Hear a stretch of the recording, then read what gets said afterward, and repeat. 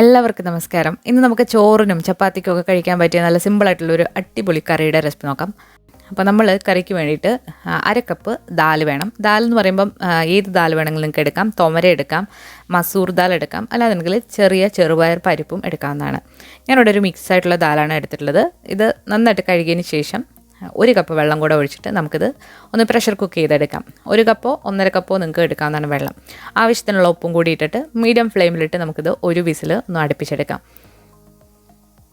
Cook ചെയ്യാൻ വെച്ചിട്ടുണ്ട്. ഇനി അതേസമയം തന്നെ നമുക്ക് മറ്റൊരു പാത്രത്തിലേക്ക് കുറച്ചധികം എണ്ണ ഒഴിച്ചു കൊടുക്കുക. നമ്മളിവിടെ 2 ടേബിൾ സ്പൂൺ റിഫൈൻഡ് ഓയിലാണ് ഒഴിച്ചു കൊടുക്കുന്നത്. അതിലേക്ക് ഒരു 1/4 ടീസ്പൂൺ മഞ്ഞൾപ്പൊടിയും ഒരു 1/4 ടീസ്പൂൺ മുളക് പൊടി, കാശ്മീരി മുളക് പൊടിയാണ്.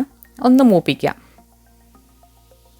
ഇതിലേക്ക് നമുക്ക് എടുത്തു വെച്ചിരിക്കുന്ന ഒരു വലിയൊരു ഉരുളക്കിഴങ്ങ് തൊലി കളഞ്ഞ് വലിയ കഷ്ണങ്ങളാക്കിയിട്ടുള്ളതാണ്. ഉരുളക്കിഴങ്ങ് ഈ എണ്ണയിലിട്ട് നന്നായിട്ട് തന്നെ ഒന്ന് ഫ്രൈ ചെയ്തെടുക്കാം. അപ്പോൾ ആദ്യം നമുക്കിത് അടച്ചു വെച്ചിട്ടൊന്ന് കുക്ക് ചെയ്യാം. അതിനുശേഷം നന്നായിട്ട് തന്നെ ഇത് ഫ്രൈ ചെയ്തെടുക്കാം. ഉരുളക്കിഴങ്ങൊക്കെ ഇപ്പോൾ നന്നായിട്ട് വെന്ത് നല്ല ഫ്രൈ ആയി വന്നിട്ടുണ്ട്. നമുക്കിനി ഇത് ഒരു പാത്രത്തിലേക്കൊന്ന് കോരി വെക്കാം. ഇതേ എണ്ണയിൽ തന്നെ നമ്മളിനി ഒരു 4 മുട്ട പുഴുങ്ങിയത് തൊലി കളഞ്ഞ് വരഞ്ഞു വെച്ചിട്ടുണ്ട്. അപ്പോൾ ആ മുട്ടയും ഇതിലേക്കിട്ട് നന്നായിട്ടൊന്ന് ഫ്രൈ ചെയ്തെടുക്കാം. വെജിറ്റേറിയൻസിന് ഈ മുട്ടയുടെ ഭാഗം നിങ്ങൾക്ക് സ്കിപ്പ് ചെയ്യാവുന്നതാണ്. നിങ്ങൾക്ക് ഉരുളക്കിഴങ്ങ് മാത്രം ഫ്രൈ ചെയ്തിട്ടാലും മതി. മുട്ടയ്ക്ക് പകരം നിങ്ങൾക്ക് പനീരൊക്കെ എടുക്കാവുന്നതാണ്. മുട്ട നന്നായിട്ട് തന്നെ ഒന്ന് ഫ്രൈ ചെയ്ത് മാറ്റി വെക്കാം. ഇനി അതേ എണ്ണയിൽ തന്നെ നമ്മൾ കുറച്ച് സാധനങ്ങളോടെ ഒന്ന് വഴറ്റി എടുക്കാൻ പോവാണ്. അപ്പോൾ നമ്മൾ ആദ്യം തന്നെ ഒരു ബേ ലീഫ് ഇട്ട് കൊടുത്തിട്ടുണ്ട്. വയനയിലയാണ്. ഇതിലേക്ക് 3 ഏലക്ക, ഒരു ചെറിയ കഷ്ണം പട്ട, 3 ഗ്രാമ്പു, ഇത്രയും കൂടി ഇട്ടിട്ട് നന്നായിട്ടൊന്ന് മൂപ്പിച്ചെടുക്കാം. ഇനി ഇതിലേക്ക് നമ്മളൊരു 1/4 ടീസ്പൂൺ ചെറിയ ജീരകം കൂടി ചേർക്കുന്നുണ്ട്.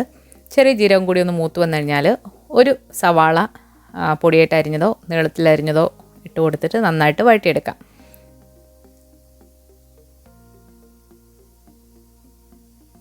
അപ്പോൾ സവാള നന്നായിട്ട് വരുന്നതിന് മുന്നായിട്ട് തന്നെ ഇതിലേക്ക് 2 പച്ചമുളക് ഒന്ന് കീറിയിട്ട് ഇട്ട് കൊടുക്കാം. ഞാനങ്ങ് പിളർന്നിട്ടില്ല, ജസ്റ്റ് ഒന്ന് കീറിയിട്ടേ ഉള്ളൂ.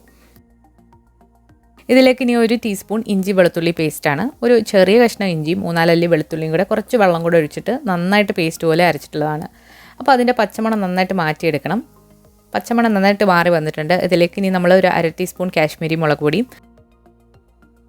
ഇതിലേക്ക് നമ്മളിനി ഒരു 1/2 ടീസ്പൂൺ മല്ലിപ്പൊടിയും അതുപോലെ തന്നെ കുറച്ച് ഗരം മസാല, ഒരു 1/4 ടീസ്പൂൺ ഗരം മസാലയും കൂടെ ചേർത്ത് കൊടുക്കുന്നുണ്ട്. വീട്ടിൽ തന്നെ പൊടിച്ച ഗരം മസാലയോ അല്ലാന്നുണ്ടെങ്കിൽ നോർത്ത് ഇന്ത്യൻ ഗരം മസാലയോ ഏത് വേണമെങ്കിലും എടുക്കാവുന്നതാണ്.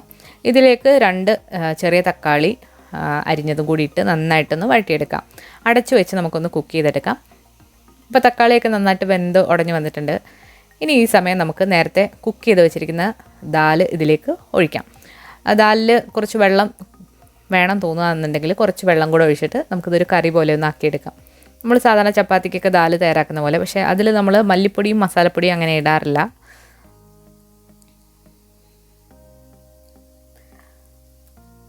ദാലിൽ വെള്ളം ഒഴിച്ചു കൊടുത്തിട്ടുണ്ട്. ഇനി നമ്മൾ നേരത്തെ ഫ്രൈ ചെയ്ത് വെച്ചിരിക്കുന്ന ഉരുളക്കിഴങ്ങും അതുപോലെ തന്നെ മുട്ടയും കൂടി ചേർത്തിട്ട് ഈ കറി നന്നായിട്ടൊന്ന് തിളപ്പിച്ചെടുക്കാം.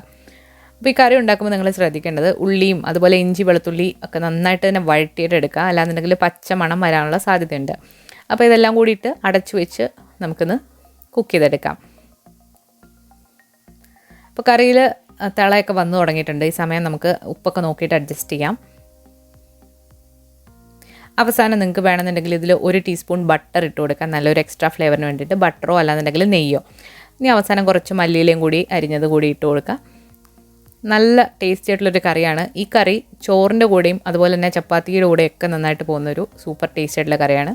അപ്പോൾ ഇതുവരെ ഇങ്ങനെ ട്രൈ ചെയ്ത് നോക്കാത്തവർ തീർച്ചയായിട്ടും ഒരു തവണ ട്രൈ ചെയ്ത് നോക്കിയിട്ട് നിങ്ങളുടെ അഭിപ്രായങ്ങൾ അറിയിക്കുക. പുതിയൊരു റെസിപ്പി വീഡിയോ ആയിട്ട് നമുക്ക് വീണ്ടും കാണാം. താങ്ക്